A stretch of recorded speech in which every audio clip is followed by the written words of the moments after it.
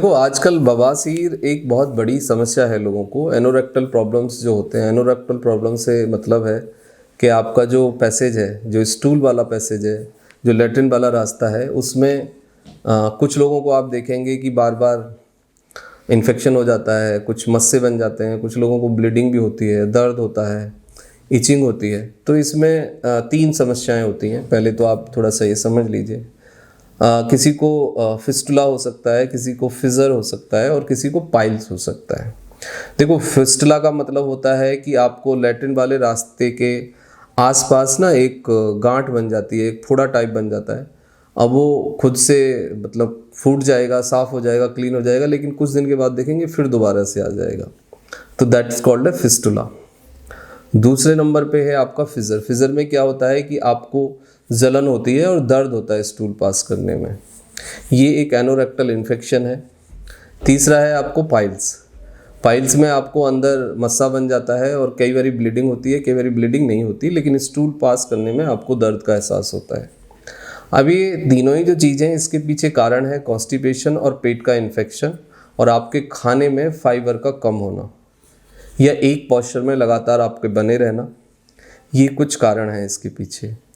Causes में यदि हम डीपली स्टडी करें तो जो लोग बहुत ज़्यादा शुगर इनटेक रखते हैं या बहुत ज़्यादा अल्कोहल लेते हैं, बहुत ज़्यादा मटन खाते हैं, मतलब तली भुनी चीज़ें खाते हैं, तो उसको उनका रिस्क ज़्यादा रहता है। प्लस यदि लगातार आपके फूड में फाइबर की कमी है, फाइबर मतलब यदि आप बहुत ज़्यादा स्पाइसी ऑयली लेते हैं, फाइबर कम है, नेचुरल फाइबर यदि कम होंगे तो फिर आपका जो स्टूल है वो हार्ड हो जाता है, स्टिकी हो जाता है। और कई बार आप देखते हैं कि लगातार यदि आपको इन्फेक्शन है, फाइबर की कमी है, तो म्यूकस के साथ साथ आप ब्लड भी देखते हैं। तो ये सब चीज़ें होती हैं। आप इसको कैसे ट्रीट करें? देखो, यदि आप प्रभावी रूप से इसको ट्रीट करें, अपने लेवल पे भी कुछ बदलाव करें, तो विद इन 7 डेज़ आपको बहुत बड़े फ़ायदे होंगे और आपको ये दुख दर्द है, परेशानी है, आप इससे बच भी सकते हो।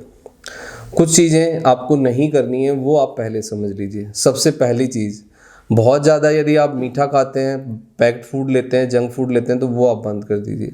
शुगर कंटेनिंग फूड आपको मिनिमाइज़ करना होगा या स्टॉप करना होगा। शुगर आप नेचुरल शुगर लीजिए, रिफाइंड शुगर बंद करिए। दूसरे नंबर पे, बहुत ज़्यादा यदि फैट का कंजम्पशन है, आप अंडे बहुत ज़्यादा खाते हैं, मटन ज़्यादा लेते हैं, तो उसको मॉडरेट करिए या बंद कर दीजिए। अल्कोहल का कंजम्पशन भी इसको बढ़ाता है।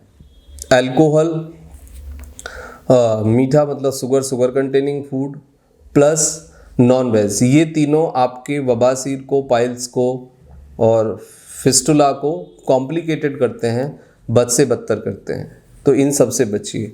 अब फूड हम क्या लें? आप फूड में नेचुरल आप फ्रूट्स खाइए, वेजिटेबल्स खाइए, चपाती खाइए, राइस खाइए। इसके साथ साथ आप ईसब घोल ऐड कर लीजिए या फिर आप एक ओट्स मील मतलब ओट्स ले लीजिए एक बार। यानी आपको 30 से 35 ग्राम फाइबर लेना होगा और अपने स्टूल को आपको पतला रखना होगा। तो फाइबर ले लीजिए या फिर आप दिन में ईसब घोल ले लीजिए 102 चम्मच गर्म पानी में, और रात को आप ना त्रिफला खाइए रेगुलरली। त्रिफला का यदि रेगुलरली सही इस्तेमाल आप करें तो लगभग 3 महीने में पाइल्स, फिस्टुला और फिजर यदि फर्स्ट ग्रेड में है तो ये कंप्लीट समाप्त हो जाता है। पूरी तरह से इसमें राहत मिलेगी आपको। लेकिन कुछ केसेस में ऐसा हो सकता है कि आपका जो मस्सा है वो थोड़ा ज़्यादा बड़ा है या इन्फेक्शन बहुत ज़्यादा बढ़ गया है, तो फिर आपको कुछ मेडिसिन्स की भी सपोर्ट लेनी पड़ सकती है, लेकिन उसके लिए फिर आपको डॉक्टर से मिलना होगा। अब दूसरे नंबर पे क्या है कि आप रेगुलरली एक एनोवेट क्रीम आती है, एनोरेक्टल पैसेज में आपको लगानी है, स्टूल वाले रास्ते में। मॉर्निंग में आप स्टूल पास करने से पहले वो क्रीम आप प्रॉपरली अच्छे से अप्लाई कर लीजिए और उसके बाद स्टूल पास करिए, तो उससे वो पैसेज बिल्कुल सॉफ्ट हो जाता है। आपको ड्राइनेस, इचिंग, पेन वो नहीं आएगा। दूसरा, ब्लीडिंग भी सबसाइड हो जाएगी। दूसरे नंबर पे आप हफ्ते में 2 या 3 बार स्विच बाथ करिए। स्विच बाथ मतलब आपको स्टूल पास करने से पहले या नहाने से पहले आपको टब में बैठना है, उसमें 5 ml सिप्लाडिन आयोडीन, पोवाडिन आयोडीन जो सॉल्यूशन है वो डालना है, या फिर आप फिटकरी डाल के भी बैठ सकते हैं। तो आप अपने एनोरेक्टल पैसेज को आप श्रिंक करिए अंदर और फिर आप बाहर छोड़िए। उससे आपकी अच्छी क्लीनिंग होगी और सिकाई होगी। मतलब क्लीनिंग बहुत इंपॉर्टेंट है। नेक्स्ट पॉइंट पे आता है कि यदि आपको मस्से बहुत ज़्यादा हैं, पैसेज में बहुत ज़्यादा रुकावट है, तो फिर ये आपको एक बार सर्जन से या फिजिशियन से मिलना होगा, क्योंकि यदि मस्से बड़े हो गए हैं, पैसेज बिल्कुल रुक जाता है, तो फिर आपको इस ट्रीटमेंटल जो पार्ट है इससे फिर फ़ायदा नहीं होगा, आपको उसको रिमूव कराना पड़ेगा। रिमूव कराने के लिए फिर उसमें सर्जरी है, इंजेक्शन लगता है और एक थ्रेड धागे से भी उसको काटते हैं, धागा लगाते हैं। तो ये 3 ऑप्शन आपके पास होंगे, लेकिन आपको अपने फूड को बिल्कुल ठीक करना होगा। फूड को ठीक करिए, क्रीम लगाइए प्लस स्विच बात करिए, दिन में इसबगोल खाइए या ओट्स मील लीजिए, प्लस रात को त्रिफला खाइए और 3 महीने तक ये प्रोसेस करिए आप।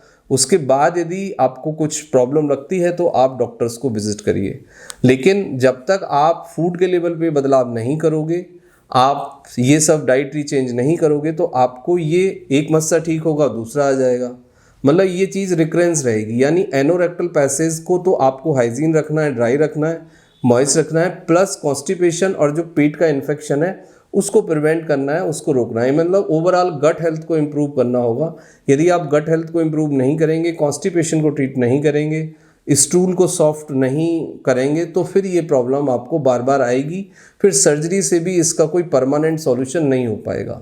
मतलब पाइल्स में, फिजर में, फिस्टुला में और एनोरेक्टल प्रॉब्लम्स के अंदर बेसिक जो बुनियादी बदलाव है वो डाइट के लेवल पे आपको करना होगा, तो फिर ये ठीक भी हो जाएगा। Thank you very much and take care yourself.